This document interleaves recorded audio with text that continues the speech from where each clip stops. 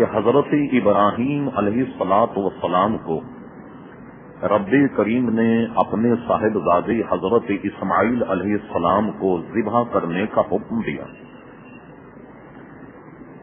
اور آپ اللہ تبارک و تعالی کے اس امتحان میں کامیاب رہے،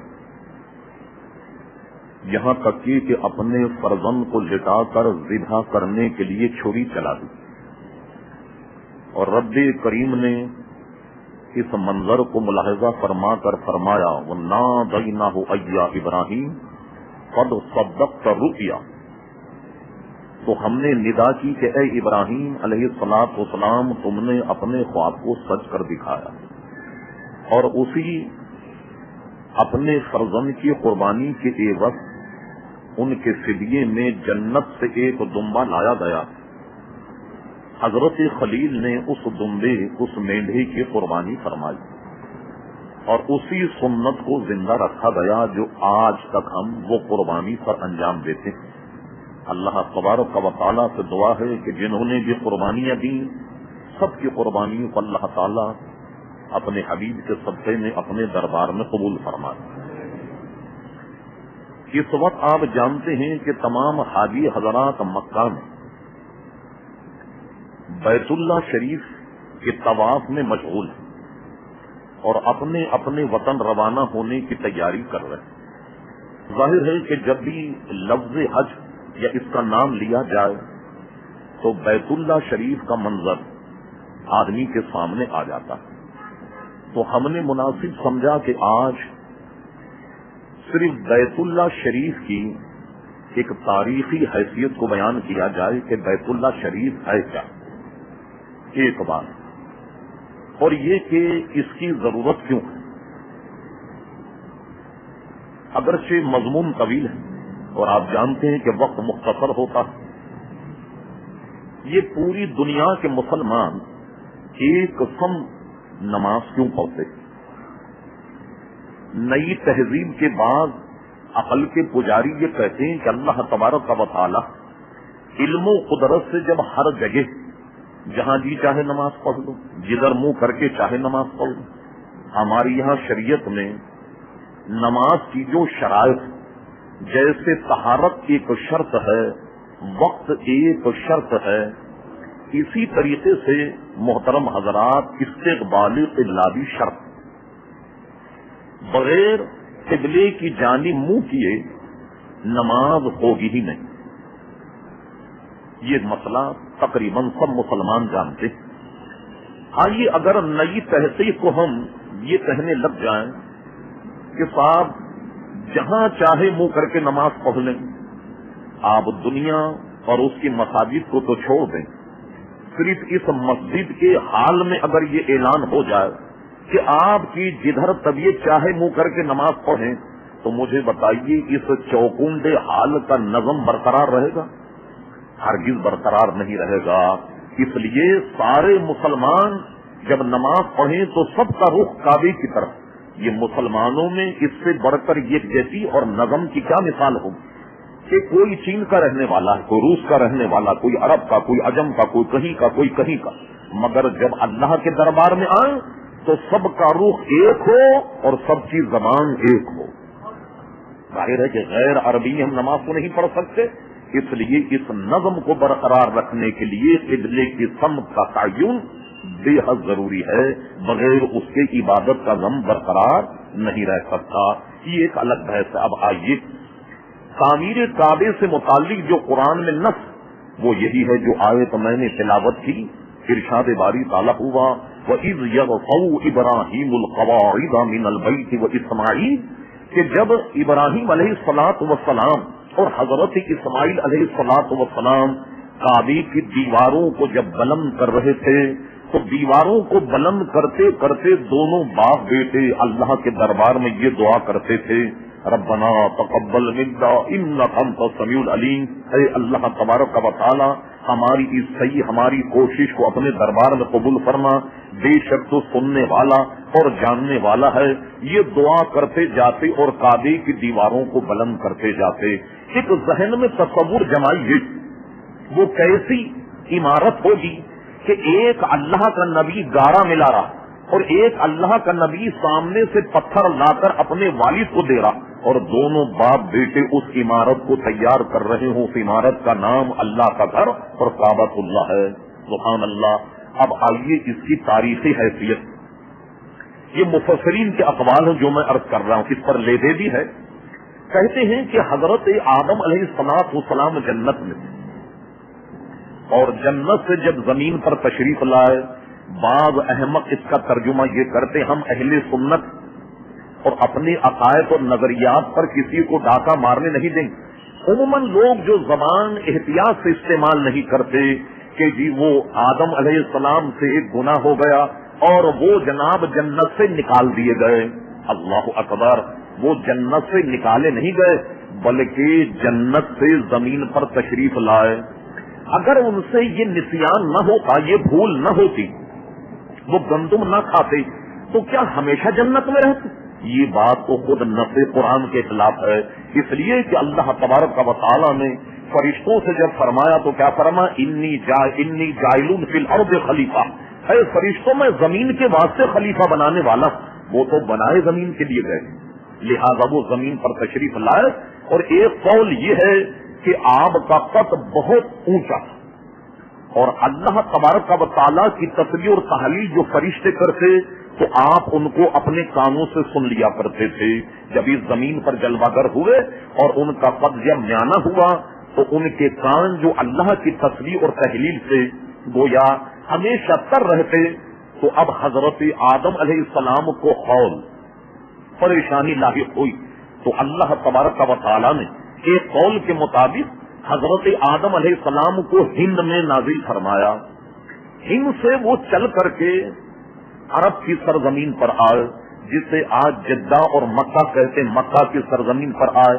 ابن کثیر نے اپنی تفسیر میں ایک قول یہ نقل کیا کہ حضرت ابراہیم علیہ السلام ہند جہاں جہاں سے چلتے ہوئے آئے، اللہ کے نبی کا جہاں جہاں قدم پڑا وہاں سب جگہ آبادی ہو گئی۔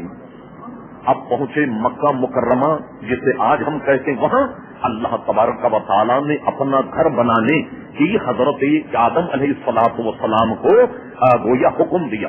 سب سے پہلے حضرت آدم علیہ السلام نے اللہ کا گھر بنایا، بیت اللہ شریف بنایا، اور اس میں بیٹھ کر وہ اللہ اللہ کیا کرتے، جس سے وہ جنت کے جو فرشتوں کی آوازیں جن سے آپ کے کان مانوس تھے اور بہت پریشان، اس گھر میں بیٹھ کر یا اس کے قریب بیٹھ کر عبادت کرنے میں انہیں نہایت سکون اور طمانینت حاصل ہوئی۔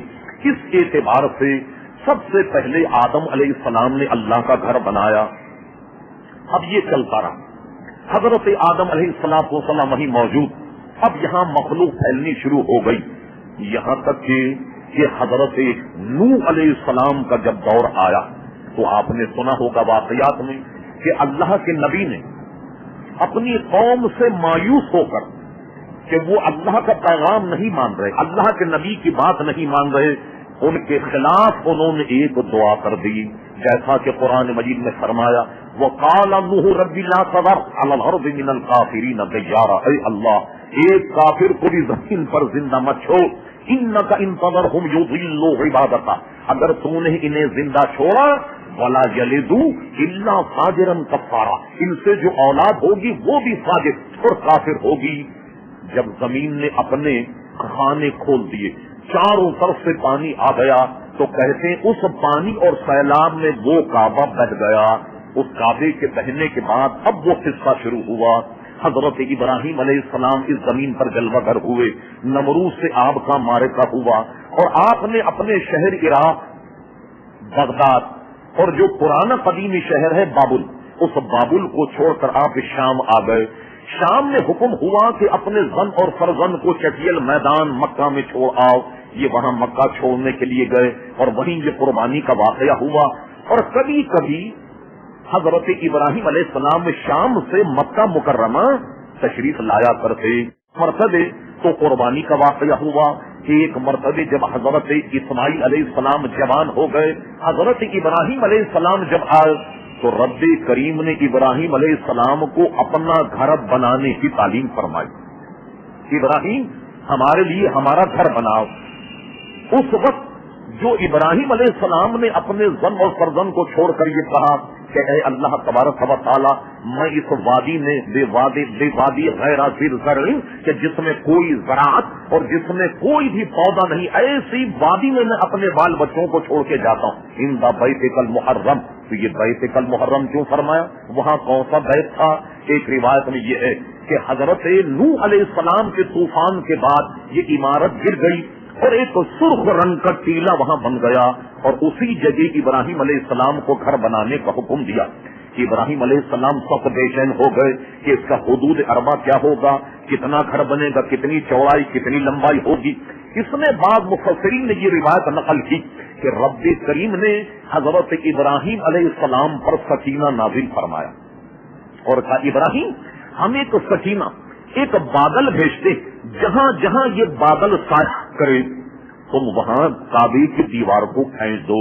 چنانچہ بادل نے آن کر وہاں جہاں آج کعبہ سایہ کیا، اور سایہ کرنے کے بعد جتنا سایہ تھا ابراہیم علیہ السلام نے وہ چوکونڈی عمارت تعمیر کر دی۔ بعد مورخین نے لکھا کہ وہ بالکل مربع نہ تھی، ایک جانب سے 31 گز اور دوسری جانب سے 33 گز تھی، یعنی مربع میں کچھ تھوڑا سا فرق تھا۔ اب حضرت ابراہیم علیہ السلام، حضرت اسماعیل علیہ السلام جب اس کعبے کو تعمیر کیا تو ابراہیم علیہ السلام پر یہ وحی آئی کہ تمہیں میرا گھر تعمیر کرنا۔ آپ نے اپنے فرزند سے کہا، رب کریم نے ہمیں اپنا گھر تعمیر کرنے کا حکم دیا ہے۔ انہوں نے کہا ابا جان میں آپ کے ساتھ ہوں، جو بھی خدمت میرے لائق میں حاضر۔ اور پھر دونوں باپ بیٹے اب اس کعبے کی تعمیر میں لگ گئے۔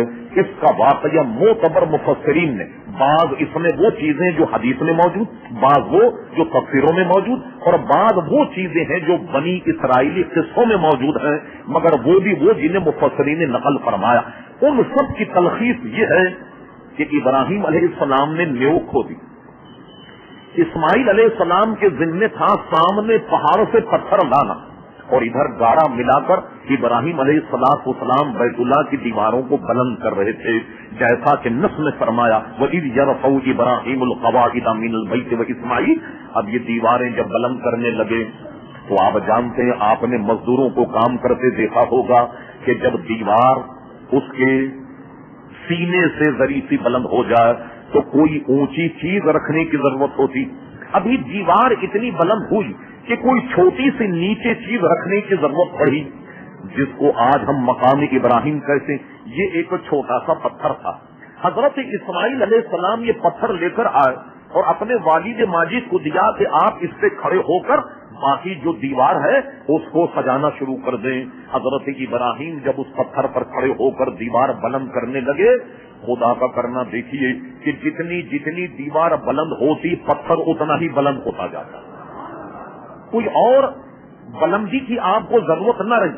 اور جب کعبے کی عمارت مکمل ہو گئی تو وہ پتھر اپنی اصل حالت کو پہنچ گیا، اور جیسے کہ ہمارے اور آپ کی آقا نبی کریم صلی اللہ علیہ وسلم کے معجزات میں یہ بات ہے کہ آپ جب پتھر پر پیر رکھتے تو پتھر موم بن جاتا، اور اسی کے برعکس جب ریت یا بالو مٹی پر پیر رکھتے تو آپ کے پیر کا نشان نہیں بنتا۔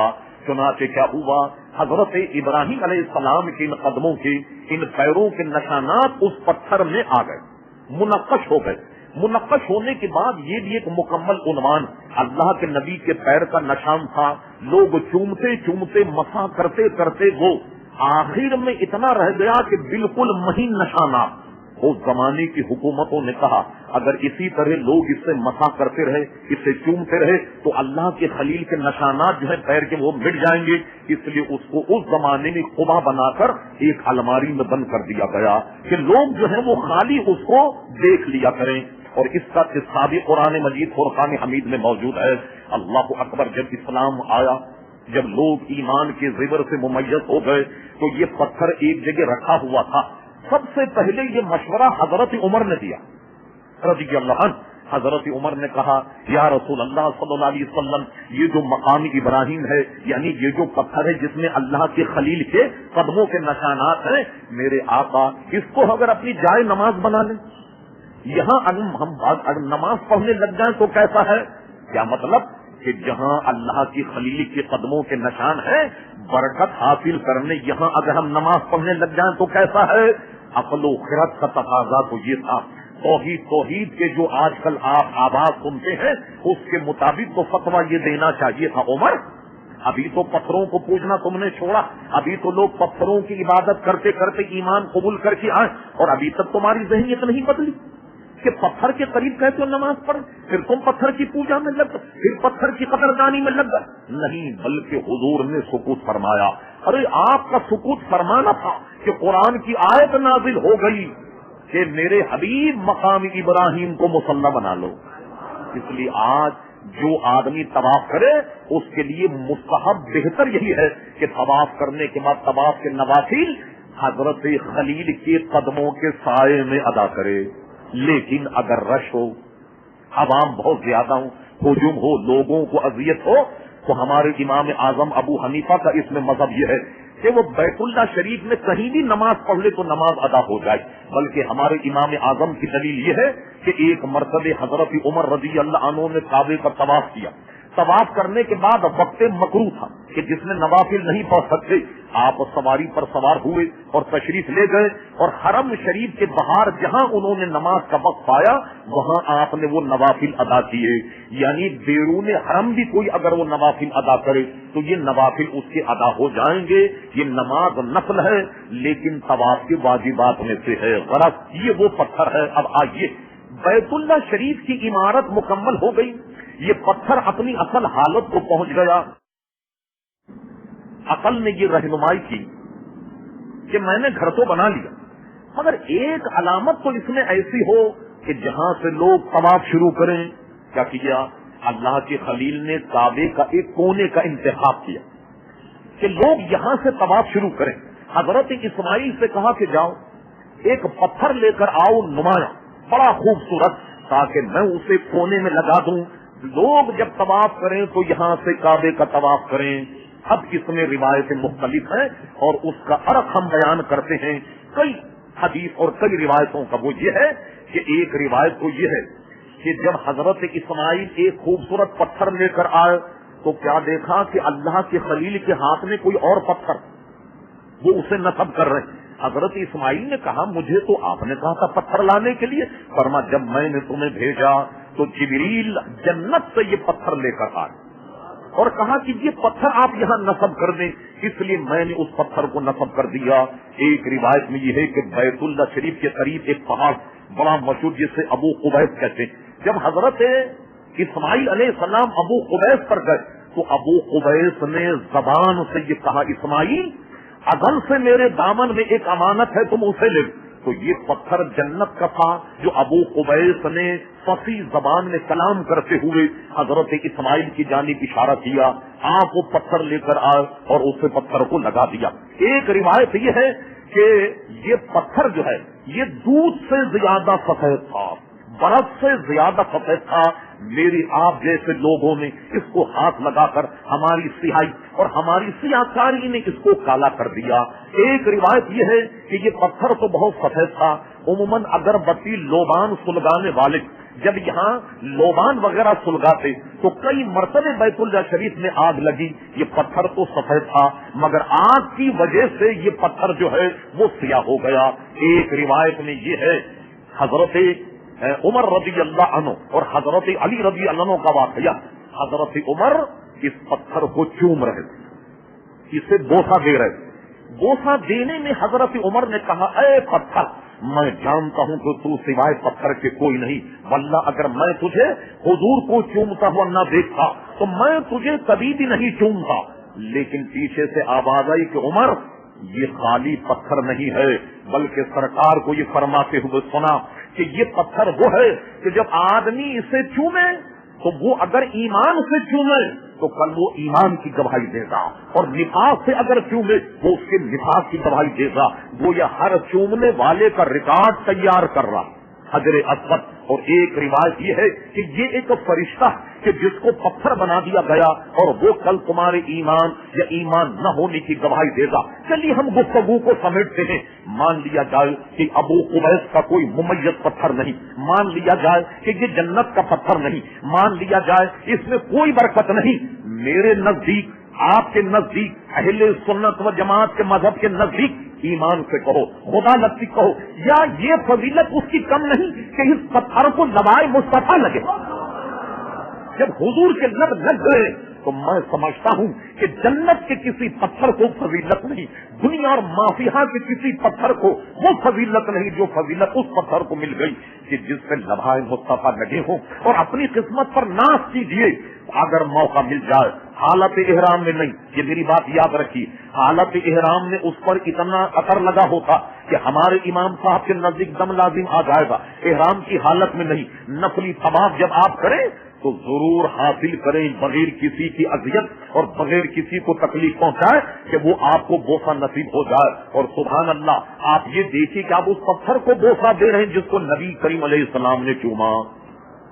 یہی فضیلت اس حجر اسود کا عزیزان گرامی کم نہیں۔ اور یہ بات کہہ دینا بھی فائدے سے خالی نہ ہوگا، جب حضور طواف کر رہے ہیں کتنے آدمی ہوں گے؟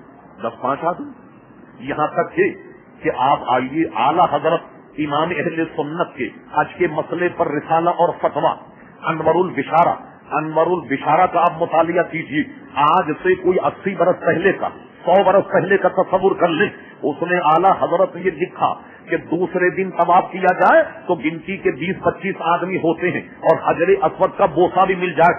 تو آج سے تو 80-100 برس پہلے اگر آپ صبر کر کے دوسرے دن طواف کریں جو جائز ہے، اس طواف میں مشکل سے 30-40 آدمی ہوا کرتے، لیکن یہ بات کہ آج آپ طواف کریں، آپ یقین جانیے کہ آج طواف کرنے میں حج کا طواف جس سے طواف ہے زیارت کہتے ہیں یا طواف ہے اضافہ کہتے ہیں یا پر طواف کہتے ہیں، اگر آپ کے طواف کرنے میں زمین سے قدم اٹھ گئے تو قوم خود ہی آپ کو طواف کرا دے گی، اتنا رش کے زمین پر قدم نہیں لگے، جو آدمی گر جائے اس کا اٹھنا ممکن نہیں۔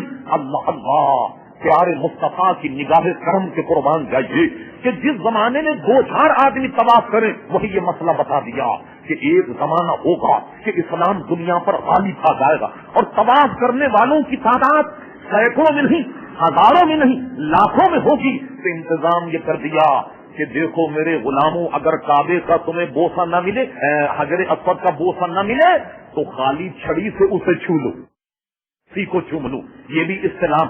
اور اگر چھڑی بھی وہاں نہ لگے تو سبحان اللہ دور سے ہاتھ کا ایسے اشارہ کر کے چوم لو، یہ بھی استلام ہو جائے گا۔ تو دیکھیے آپ 1400 پہلے سارا اہتمام، سارا انتظام پیارے مصطفیٰ صلی اللہ تعالی علیہ وسلم نے کر دیا۔ یہ ایک مختصر تاریخ مقام ابراہیم اور عزیزان گرامی حجر اسود کی، ایک پھر بہت بڑی تاریخ اس کے پیچھے موجود ہے کہ بعض قبیلوں میں لڑائی ہوئی، انہوں نے حجر اسود کو نکالا، زمزم کے کنویں میں ڈال دیا، مٹی بھر دی، اور اس کے پاس برس لوگوں کو پتا نہیں تھا کہ حجر اسود کیا ہے، زمزم شریف کیا ہے۔ یہ سعادت بھی نبی کریم علیہ السلام کے بابا حضرت عبد المطلب کے حصے میں آئی کہ انہوں نے کنواں کھودا اور حجر اسود کو نکالا اور اسے کعبے سے لگایا۔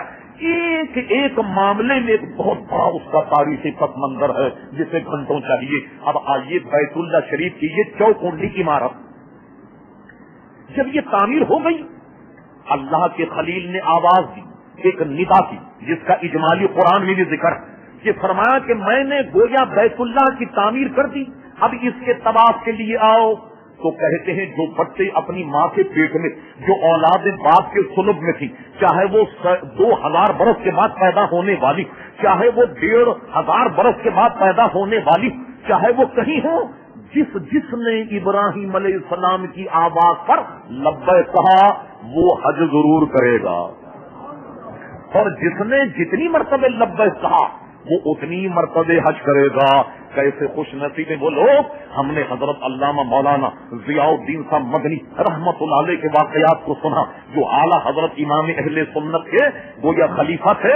سبحان اللہ، انہوں نے اپنی زندگی میں 70 حج کیے۔ ہاں، کیسی خوش بختی ہوگی کہ جب ابراہیم علیہ السلام نے فرمایا آؤ کعبے کی طواف کی طرح، تو ایسے اللہ کے نیک بندے جنہوں نے لبیک لبیک لبیک 70 مرتبے کہا تو 70 حج کیے. آپ سن کے حیران ہوں گے. گلگت پاکستانی کا ایک شہر شمالی علاقہ جات کا گلگت کے ایک بزرگ تھے جن کا نام عبد المعبود شاہ تھا. میں نے ان سے ملاقات کی. وہ کراچی آتے ہر سال حج کرنے کے لیے جایا کر. ان کی عمر تقریباً 150 برس سے زائد, غالباً 155 یا 160 سال کی عمر میں ان کا انتقال ہوا.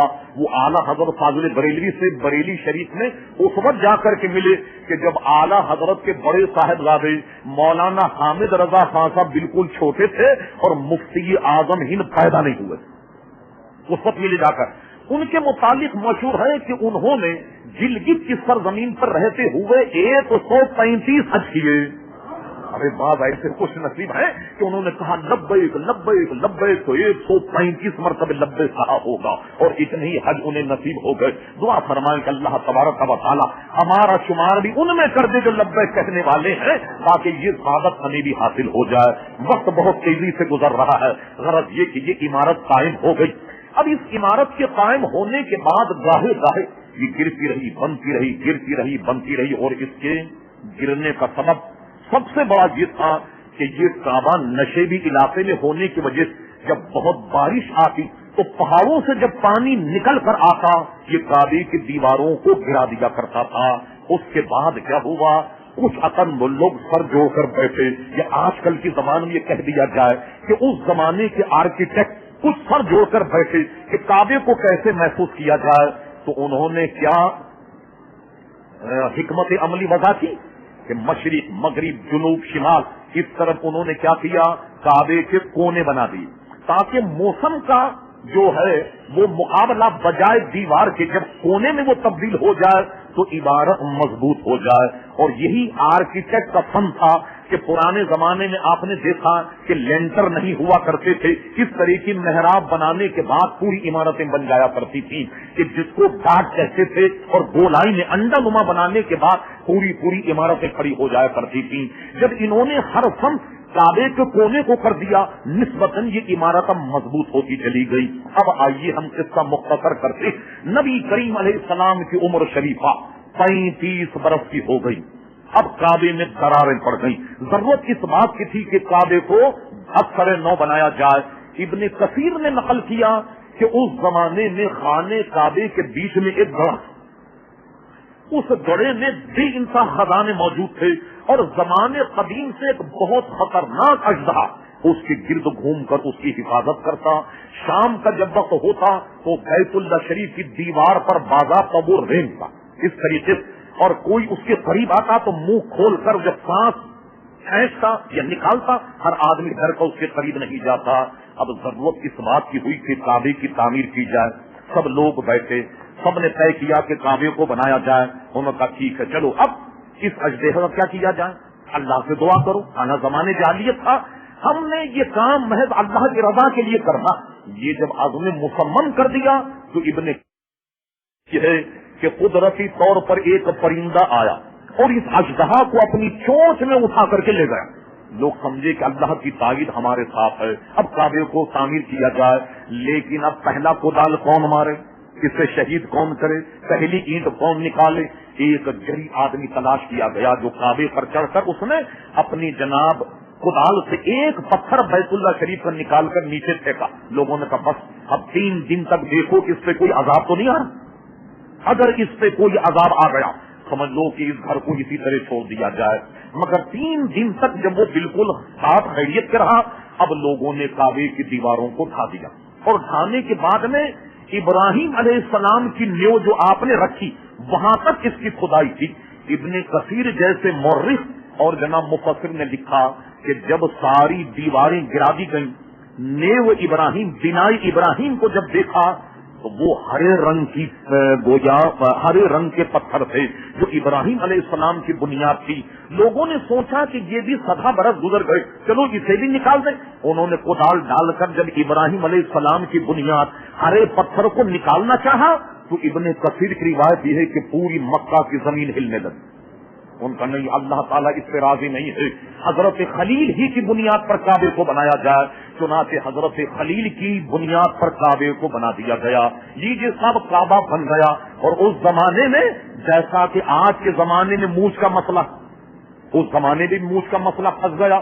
اب کیا ہوا، ایک قبیلہ جو تھا بنو عدی نے کہا کہ حجر اسود ہماری برادری لگائے گی تاکہ قیامت تک یہ شرف ہماری برادری کو حاصل ہو کہ ہم حجر اسود لگائیں گے، قیامت تک ہوگا کہ بنی عدی نے حجر اسود کو لگایا۔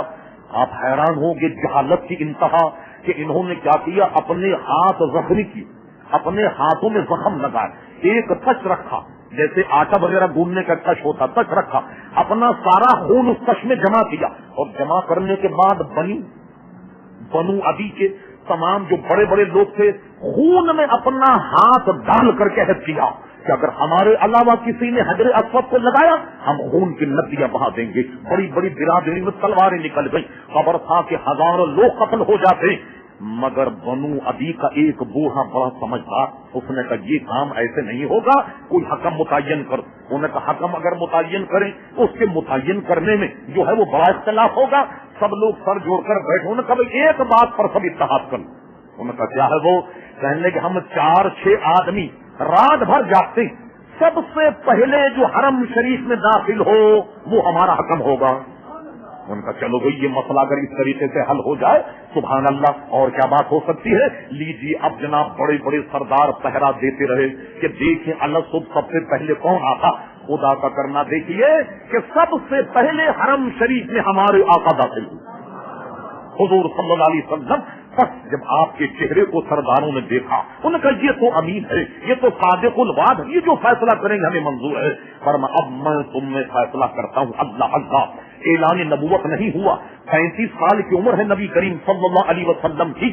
لیجیے حکمت عملی کیا بات ہے، حضور نے فرمایا اب میں تم میں فیصلہ کرتا ہوں، میں حکم متعین کر دیا گیا۔ فرمایا ایک چادر لا، ایک چادر لائی گئی، آپ نے اپنے ہاتھ سے حجر اسود اٹھایا اور چادر میں رکھا، اور چادر رکھنے کے بعد کہا کتنے قبیلے ہیں جن میں لڑائی؟ پتا چلا کہ 12 ہیں 14 ہیں، ہر قبیلے سے کہا اپنا ایک نمائندہ دے دوں، ہر قبیلے نے اپنا ایک نمائندہ دے دیا۔ فرما سب کونے پکڑ لو چادر کے تاکہ سارے قبیلوں کو شرف حاصل ہو جائے۔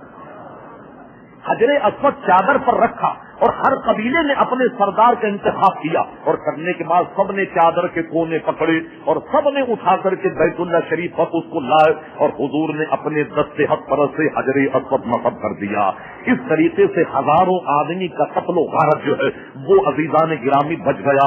اب آئیے ذرا آگے، یہ عمارت 35 میں حضور علیہ السلام کی عمر شریف 35 سال یہ عمارت بنی۔ اب آئیے اعلان نبوت ہوا۔ اعلان نبوت کے بعد ہمیں ایک حدیث ملتی جس کی راوی خود ام المومنین حضرت عائشہ فرماتی ہیں کہ یہ بات حضور نے مجھ سے بیان فرمائی کہ صدیقہ اگر تیری قوم کا زمانہ ایمان لانے کا نیا نہ ہوتا تو میں کیا کرتا، میں اس کعبے کو ابراہیم علیہ السلام کی بنیادوں پر بناتا، اتنا وسیع کرتا۔ جو عمارت قریش نے بنائی وہ ذرا محدود تھی، اور اس کے 2 دروازے رکھتا، دروازے زمین بوس رکھتا، ایک جانے کا ایک نکلنے کا، یہ میری خواہش۔ لیکن اگر میں نے کہیں کعبے کو گرایا لوگ کہیں گے یہ کیسے نبی ہیں، آج تک تو کعبے کی عظمت بیان کرتے رہے اور کعبے کو گرا رہے ہیں، کوئی گاہوں کے مذہب سے لوگ برگشتہ ہو جائیں۔ مگر یہ حدیث حضرت صدیقہ کے پاس محفوظ تھی۔ اب آئیے ایک دور آیا، خلافت راشدہ کا دور ختم ہوا، وہ دور آیا کہ جس کو یزیدی دور کہتے۔ علامہ امام سمودی نے پورے واقعے کو اپنی کتاب وفاء الوفا میں نقل فرمایا۔ شیخ محقق شاہ عبدالحق محدث دہلوی نے اس واقعے کو اپنی کتاب جذب القلوب میں نقل فرمایا۔ الوفا میں بھی یہ واقعہ موجود، تمام تاریخوں میں موجود ہے کہ جب یزیدی فوجوں نے مکہ پر حملہ کیا، مکہ پر حملہ کرنے کے بعد انہوں نے بیت اللہ شریف پر اتنی سنگباری کی کہ بیت اللہ شریف میں دھراریں پڑ گئیں، بیت اللہ شریف میں آگ لگ گئی۔ اور ایک روایت ابن کثیر کی یہ کہ ابراہیم علیہ السلام سے جو دمبا لایا گیا اس دمبے کے سینگ بھی بیت اللہ شریف پر لٹک رہے تھے آج تک، یزیدی فتنے تک۔ اس فتنے کو علماء مورخین نے واقعی حرہ کا نام دیا، اس میں تفصیل پڑھ لیے گا، اس وقت گنجائش نہیں۔ یہ سینگ بھی جل گئے، دراریں پڑ گئیں۔ عبداللہ ابن زبیر نے یزید کی فوج کا تعاقب کیا، اور جس دن یزید کی فوجوں نے بیت اللہ شریف کی بے حرمتی کی اسی دن خبر آئی کہ دمشق میں یزید مر گیا، یزید کے مرنے کی خبر آئی، عبداللہ ابن زبیر نے اپنی خلافت کا دعویٰ کیا، ان کو لوگوں نے خلیفہ مانا، ان کے ہاتھ پر بیعت کی۔ اب جب ان کے ہاتھ پر بیعت تھی تو عبداللہ ابن زبیر جو حضرت صدیقہ کے سگے بھانجے تھے، انہوں نے اپنی خالہ حضرت عائشہ سے یہ حدیث سنی تھی کہ حضور کی خواہش یہ ہے، اب چونکہ کعبے کو بنانا تھا اس لیے انہوں نے جب کعبے کی بنیاد رکھی، عین نبی کریم علیہ السلام کی منشا کے مطابق کعبے کو بنا دیا۔ اب کعبے کو بنانے کے بعد ایک اور یلغار ہوئی، حجاج بن یوسف نے حملہ کیا، بڑی طویل ہے، حضرت عبداللہ ابن زبیر کو پھانسی دے دی گئی۔ وہ بہت جری آدمی، اتنے بہادر آدمی تھے کہ ان کی بہادری کے دو راز، ایک راز تو یہ تھا کہ وہ بالکل جب چھوٹے تو اس بچپن میں وہ عموماً جیسے بچے ایک بات پر بڑی رد کرتے، وہ سیف کرتے رہتے، تلوار تلوار تلوار۔ حضور فرماتے یا عبداللہ صبر کر، بہت بڑا واسطہ تجھے تلوار کا پڑنے والا۔ چنانچہ بے انتہا واسطہ عبداللہ ابن زبیر کا تلوار سے پڑا اور حجاج جیسی فوج سے آپ لڑے، اور یہاں تک کہ آپ کو پھانسی دے دی گئی۔ اور ایک روایت بڑی ایمان کو تازہ کرنے والی وہ یہ کہ ایک جنگ میں حضور کے کوئی زخم لگا، خون رک نہیں رہا، وہ خون کسی چیز میں جمع کیا گیا، اور خون جمع کرنے کے بعد حضور نے بہت چھوٹے تھے عبداللہ ابن زبیر یہ خون ان کو دیا، دینے کے بعد کہا کہ اسے کہیں ایسی جگہ ڈال آؤ کہ جہاں کوئی نہ دیکھ۔ یہ گئے اور جاننے کے بعد حضور کا خون پی گئے، خون ہی پی گئے۔ اور حضور نے آنے کے بعد کہا آپ کی نظر سے کوئی چیز کیسے اوجھل رہ سکتی؟ پوچھا کہاں ڈالا ہے؟ کہا ایسی جگہ ڈال آیا کہ جہاں کوئی دیکھے ہی گئے۔ فرما مجھے لگتا ہے تو پی گیا، مجھے لگتا تو پی گیا۔ نے کہا میں نے وہ خون پی لیا۔ فرما آج سے تجھ پر جہنم کی آگ حرام ہے جس کے بدن میں میرا خون داخل ہو جائے۔ یہ تھی ان کی جرأت کی گویا باتیں کہ جس نے ان کو اتنا جری بنایا۔ غرض کہ عبداللہ ابن زبیر کی فوج ہار گئی اور حجاج کا قبضہ مکے پر ہو گیا۔ حجاج نے پھر کعبے کو اسی طرح بنا دیا جیسا قریش کی تعمیر تھی، اور تعمیر قریش کرنے کے بعد ایک دن عبد الملک بن مروان جو حجاج اس کا گورنر، وہ اس وقت کا امیر المومنین، وہ کعبے کا طواف کر رہا تھا۔